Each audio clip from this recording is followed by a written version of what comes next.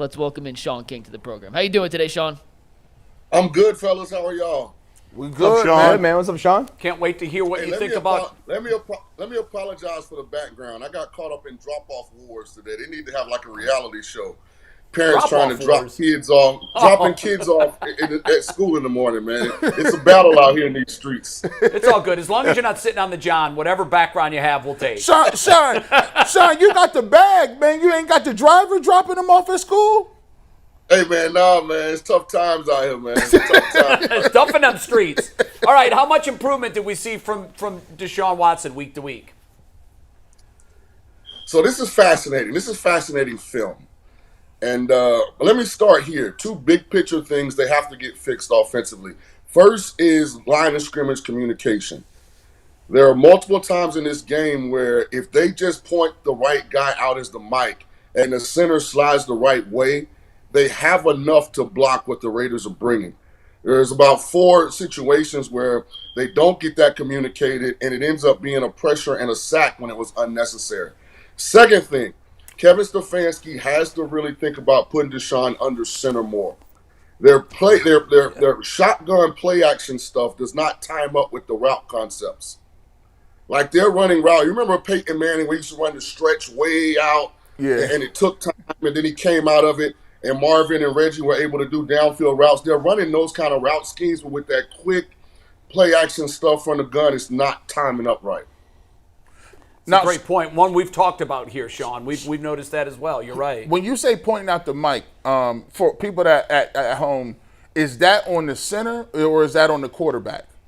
So it varies from team to team. I got an inside source there. I'm waiting on them to tell me who's responsible for it because it's a lot of alleged communication going on, but none of the calls are getting answered. So I mean, it's really funny. Adding the fact that 79 is just terrible, and you get key mistakes and errors in crucial situations. What makes but him overall, terrible? He's bad at everything. He can't run block. He can't pass block. He doesn't play hard. I mean, he wasting a uniform out there right now. Wow, very strong. But by the way, we've been saying the exact same thing. And by the way, he was a good player last year. He was a serviceable player. We don't know what happened. I don't know what happened. I don't know. 50 pounds. You think it's 50? Yeah, he looks overweight, and I mean, you know how I'm a big body language guy. When I coach, like I'm big on my guys about having great body language. We talked about it in my first episode with you guys about Deshaun. I think he's been much better in that category. He looks like he's getting more vocal on the sideline. I don't necessarily like the yelling while they're on the field, which I saw happen a couple times with the Raiders. That's more from frustration. But constructive dialogue on the sideline is needed. But I don't know. 79 need to get his stuff together. I mean, he's playing like Amari Cooper was the first couple of weeks. Wow. Right. Shaun, we were talking about Nick Chubb just a few minutes ago, and he's going to practice today for the first time since his injury a year ago against the Steelers. And we were talking about, what can you expect from Nick Chubb? Can he save this offense? And while it's unfair to expect him to save the offense, we think it's possible he could, even coming off this devastating injury, because the guy's been a superstar his whole career. What do you think? How big a difference can he make in that offense? Huge. I mean, he's Adrian Peterson-like. I wouldn't be shocked if he comes. Remember when Adrian Peterson tore his ACL and came back like in 5 months or something crazy, and never. I think Chubb's will do the same thing. Here's what Chubb does: he makes Jerome Ford better, because now you can put Jerome Ford in situations to utilize that elite ability he has, which is speed. Teams have to be more focused on the box with Chubb because Chubb's able to run through the unblocked defender. Like he just gives them something that they don't have and they drastically need. But even when Chubb comes back, I don't know if Deshaun does not want to go under center or if Stefanski just for some reason has stopped utilizing it, but they have to have some play action stuff from under center. And Shaun, to that point, in the shotgun, the play action, even the run action stuff isn't dramatic. And when you run that play action, you can get those windows to throw the football, and it stops the rush a little bit. Like, they're blitzing the heck out of us, but teams is a little cognizant when you're running that play action and you talk about that Peyton Manning when they got the ball, and Deshaun has to be better with his play fakes as well. But you had that ball out there like this, all of a sudden you got some space to throw at. I don't know why Kevin doesn't mix that in a little more. Yeah, I agree with you, and because it's glaring weakness. Like there are times, and shout out to Mike Lucas, the producer. He's been doing a great job with me breaking down some stuff.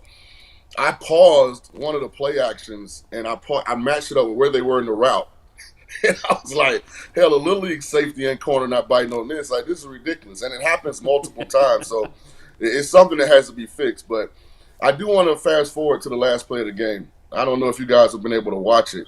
Oh, yeah, we've seen it ad nauseum. Deshaun Watson is kicking himself in the head. Yeah, he had open guys. That's the thing about him that kind of frustrates you is he makes some plays that really want to make you believe in him. And, I mean, this is a basic read. There is no safety in the middle of the field. And for some reason, some of this goes on Stefanski now. They sent Amari in motion, and they have the tight end running the corner route and Amari running the hitch. Like, that's just backwards to me. Like, if you're going to have to force a ball in the end zone, I think Amari should be the primary. But it's a misread by Deshaun, and I'm going to diagram it on film later. He's got Jerry Jeudy wide open, either Jeudy or Moore, wide open on a little inside vertical route to win the game. And he just missed him. How do you explain it? He never looked. He went left, and he didn't like the look to Akins, and then he kind of got – he didn't really get forced out of the pocket as much as he just, faded left, and it ended up being, I think it was a sack. And to all Cleveland fans, that was a bogus call on the holding on the touchdown. You didn't like the hold? No, that was bogus. Yeah, well, I certainly didn't think it was. We've seen much worse this year, not called. You disagree, Dustin?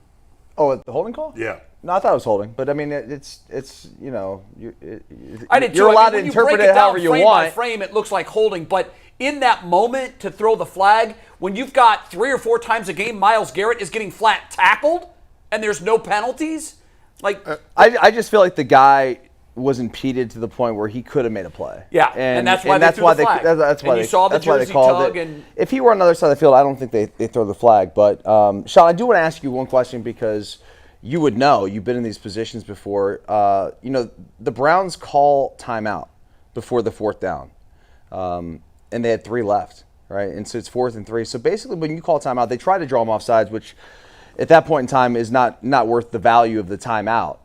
I also look at it from a standpoint of, man, boy, did you sure up the ante on Deshaun and make it a lot more pressure on this play because the game is on the line. However, you don't get it. You got 3 timeouts. You still have a chance. Maybe it's unlikely. But like Stefanski using that timeout said, all of our eggs are in this basket. Shaun, when you played in a situation like that and they called the timeout, do you feel like, man, shit, I better make a play right now, excuse my language, or, I mean, the game is literally over? Yeah. I didn't have an issue with the actual play call. I had an issue with where the primary receivers were for that particular call. And sometimes with motion, it can make it clear for the quarterback. Sometimes it can make it cloudy. The Raiders had a little trouble getting lined up. But again, like, your movements and your mind should match when you really understand a system. And there are a couple of times in the game, and I'm going to break it down, I still don't think Deshaun is really in tune with Stefanski and this system. Because, like, the last play of the game that you're talking about, Dustin, as a quarterback, when I really understand the system, if I'm going corner to hitch, my check down is coming back to the inside vertical route that's wide open. Like, so that's where my mind should be at, and my movements, my body should match my mind. And the fact that he went corner to panic lets me know that he's still not completely locked in into he still doesn't know it like the back of his hand yet. Did you have a problem, Shaun, with Stefanski calling that timeout, though, before that? Because we were bothered by it because it didn't give him one last chance to get the ball back. So sometimes, like, if you're not on the sideline, you don't have a feel for that. Sometimes, like, the guys are winded and need the time to you know what I mean? Yeah. Like, there had been a drive. It had been, it was about 6, 7 plays, I think, before they got down there. Don't hold me to that exact number, but am I mistaken? No, something like that. Something like that, sure. yeah. Right. Sometimes that's what it is. Sometimes on the sideline, they can't come to a consensus on what they want to call. Again, I don't like the fact that Akins was running the corner route. Like, if you're going to throw a contested catch, when have we seen Akins make a contested catch? Obviously, that play is designed for Njoku probably, but Njoku's not playing. So it's just little things like that the Browns are kind of not completely got the screws tightened up. So I don't want to be doom and gloom, but I also think that they're close. They just got to get some small protocol things fixed. Maybe you could shed some light on this. You know, you've been a coordinator, you've been a quarterback coach, you've been around offense your whole life. I'm confused by this. So last year they had Alex Van Pelt, right?